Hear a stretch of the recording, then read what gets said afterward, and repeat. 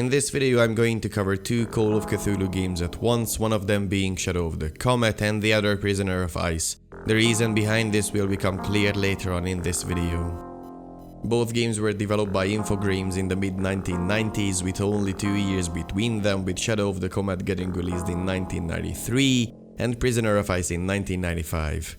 They are point-and-click adventure games taking place in the same universe, sharing themes and elements, but Prisoner of Ice is only a sequel to Shadow of the Comet in a complex way of storytelling. In Shadow of the Comet, the protagonist of the story is John Parker, a young British photographer who wants to visit Elsmith in New England to photograph the passage of the Halley's Comet in 1910. He is trying to follow up on an earlier attempt of Lord Boleskine to do the same in 1834 on the last passing of the comet. He heard that under certain conditions near this one specific town, astronomical objects can be seen clearer and closer than on any other spot on Earth.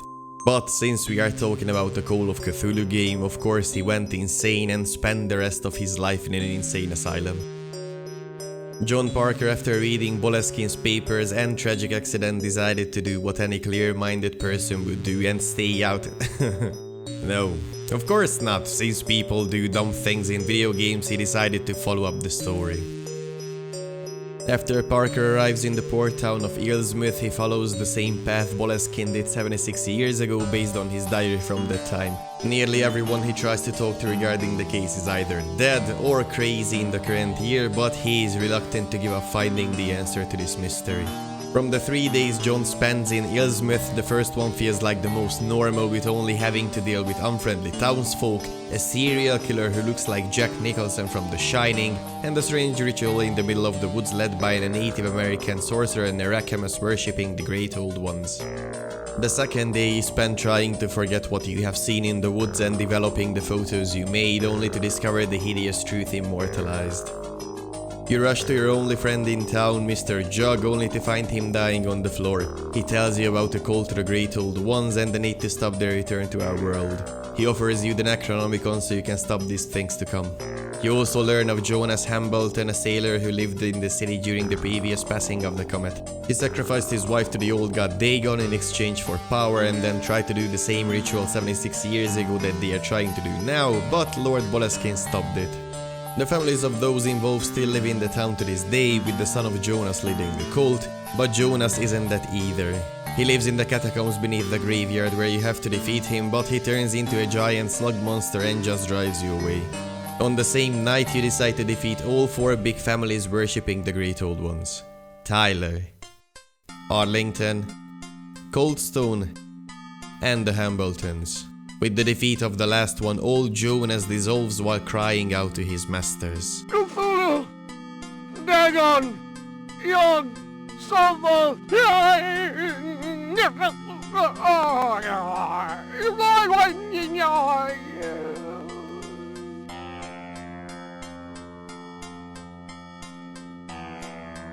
After the revelations of the first day, the disposing of the lackeys on the second, only the banishing of the masters remains on the third.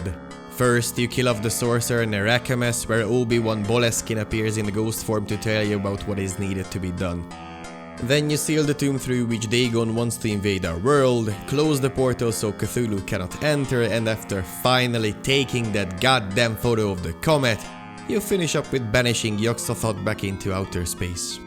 When you're finally done with defeating all the Great Old Ones, you decide that it is time to go home to your publisher and tell the story of your adventure.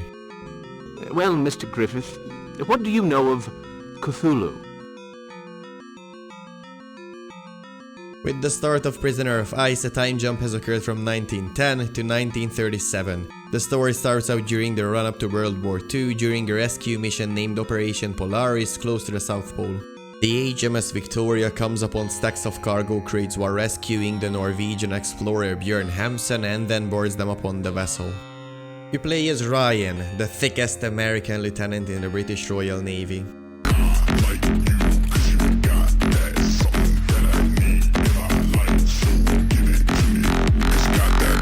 An attack upon the submarine causes the ice to melt on the crates, revealing that monsters have been hidden inside.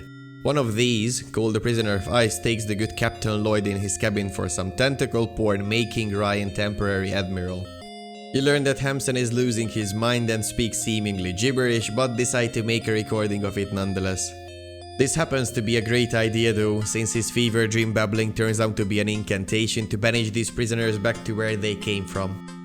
The damaged vessel, now in total chaos, needs quick action, so Ryan decides to shoot himself out in a torpedo to send the distressed flag to the Royal Navy.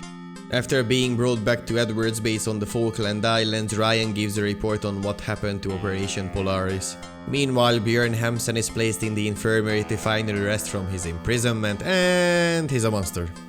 Then it turns out there is a Nazi spy on the base, someone is killed by the monster, and the whole mission was a setup so the crates are brought back with the prisoners inside. The Nazis want to manipulate them so they can help with their quest for total world domination. At the end, you defeat the transformed Hamsen by banishing him into another realm. With some documents found on the Falkland Islands, you depart to Buenos Aires to find none other than John Parker, who is now an expert in magic rites and the occult. You head to the library described in his notes, where you meet Diane Parker, the daughter of John. You get an audience with the curator, where you learn of an old prophecy about the man in the metal mask who conquered the Native American Aymaras, taught them how to time travel, how to communicate with the Great Old Ones, and that they turned the disobedient slaves into prisoners forever to be trapped within the eternal ice of the South Pole. You also learn that this prophecy states that if you can control these prisoners of ice, you can gain the power of their creators, but a favorable astral conjunction is needed in order to do so. The Nazis started working on the project at this exact time because of the celestial alignment is already close at hand. Then a shooter shows up in the room, intimidating people into giving up their secrets, and another you shows up with a futuristic gun and disintegrates the nasty bastard. There are strange eons where even death may die.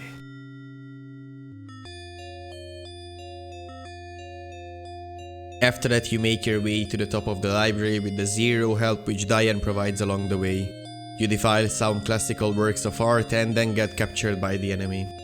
You're brought back to Schloss Adler base on the South Pole, where you find a deposit of prisoners encased in ice ready to be used for evil purposes. The evil Nazi General Dietrich, obsessed with the occult, wants to utilize the power of the Great Old Ones and has a teleportation device that can travel through space and time. He summons the sorcerer Nerakamas from the past to aid him in his conquest and to conduct the ritual. You hop into the portal which takes you into future Schloss Adler base in 2037. Here you learn that Dietrich succeeded in his goal and the Great Old Ones took over the Earth in that timeline. Howard Phillips Parker, the son of John Parker, went back to Schloss Adler in 1989 with a group of other survivors, hoping to find the secret of the prisoners of ice and save humanity, but he failed. Instead, he dispatched his son Jan into the past with his friend, but they were attacked and the dog tag broke, only leaving the name R. Jan on it. With this revelation of being the grandson of John Parker and the nephew to Diane, it becomes clear that being extra thick is a family trait. So you go back to Buenos Aires through the portal again to the exact moment we have seen earlier, but you become the other Ryan, disintegrating the Nazi bastard. After that, we end up in Ilsmuth in 1937, find the Necronomicon on a pedestal, gain a magical sacrificial sword out of thin air, and then meet the ghost of Obi-Wan Boleskin. You fight General Sears, who turns out to be the friend your father sent you back into the past with, but also the Nazi spy on Edward's base. You find your way to the Stone Circle from the first game again, where Nerakamas and Dietrich are trying to summon Cthulhu, but you put a hold on their plans by throwing a book at him. Dietrich turns into the man in the metal mask, the same one that conquered the Aymaras thousands of years ago, and gets sucked into a time vortex while Nerakamas is shouting the longest f***ing no in the existence of gaming. No! Here you can decide to become the survivor of time or someone who never existed in this timeline, but to be honest, it makes no difference at all. The game ends with Dietrich on top of the pyramid in Tijuana co-conquering the Aymaras and starting his evil plan again from the beginning. Yeah, it's just a time travel paradox story.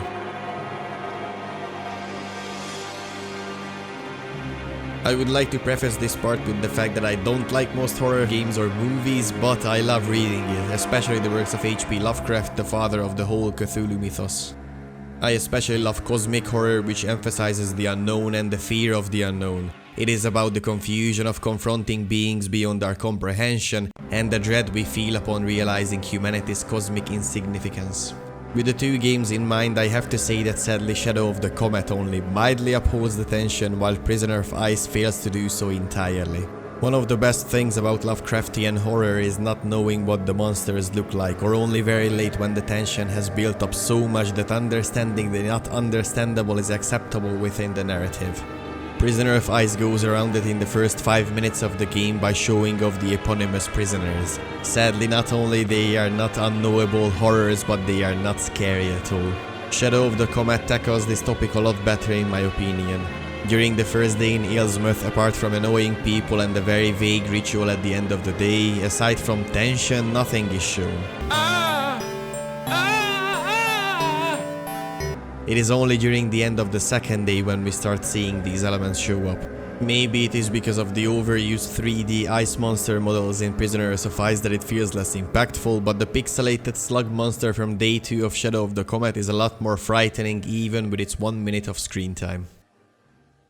In terms of story, Shadow of the Comet greatly wins the day again with its mysterious but foreboding atmosphere. Sure, sometimes it comes out funnier than it is intended, but it still manages to keep up the detective feeling of some novels. On the other hand, Prisoner of Ice is just a lame time travel story that tries to not be too obvious that it's stealing plot elements from Indiana Jones. If you would be kind enough to hand over the solar disc to my collaborators? That belongs in a museum! In terms of gameplay mechanics, Prisoner of Ice wins, but only barely. It has the usual point-and-click interface. Shadow of the Comet, however, fails in that regard. You are to move John Parker around using your keyboard instead of clicking, and to interact or to even notice things you have to stand next to it and use the appropriate command for it. This makes it so that certain elements are easy to miss, especially since in the otherwise well-made pixel jungle it is very hard to make out that one stick in the forest ground. Regarding puzzles, Prisoner of Ice has a good balance of easy and frustrating ones, but Shadow of the Comet has one of the dumbest puzzles ever made in my opinion. You need to find a Native American seer who is in hiding, so you get a feather which you have to bring to an uninteractable tree stump in the middle of the forest. You set feather on it so a dove comes to you and you turn into another dove and fly to see Natawanga. I mean, excuse me, what? How the hell am I supposed to figure that out without any clues? In terms of visuals, both games have positives to be said. Shadow of the Comet manages to create an eerie and creepy atmosphere with close-ups of the characters' faces, and the backgrounds are very well made. Even though the 3D models of Prisoner of Ice are nothing to gloat about, the seemingly painted backgrounds make some very nice scenery. I played Prisoner of Ice a good 20 years ago first, but Shadow of the Comet was a new one for me on stream, and I have to say the fact that the whole game was voice acted surprised me a lot.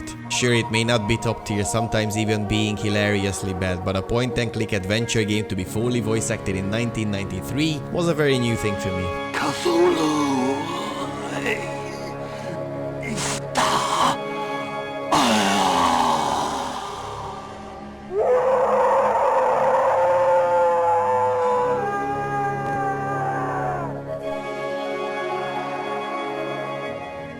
And so we arrived at the conclusion of this video, the part where we have to decide if it is still worth playing a video game now in the 2020s or not. Shadow of the Comet is an interesting game, even though it is dumb sometimes and becomes funnier than tensioned. I would say a confident yes. It may be far from being a good cosmic horror or a faithful adaptation of a Lovecraft novel, but based on its own, it has its merits, such as the atmosphere it can create with some scenes. As for Prisoner of Ice though, I'm sorry but no, it is too short, too uninspired, and does not deserve the name Call of Cthulhu on it. Without having nostalgia for it, the game is not worth either your time or your money. If you would decide to play either though, be prepared that if you would buy it currently from a digital store, there is a lot of work for both to run perfectly. So only decide on trying out if you're willing to put in the work. So, thank you for watching, and if you enjoyed it, don't forget to like the video and subscribe, and feel free to check out any of my previous videos. Check the links in the description to guide you to me playing through these games live. Be there when the magic happens. But until then, have the rest of your day.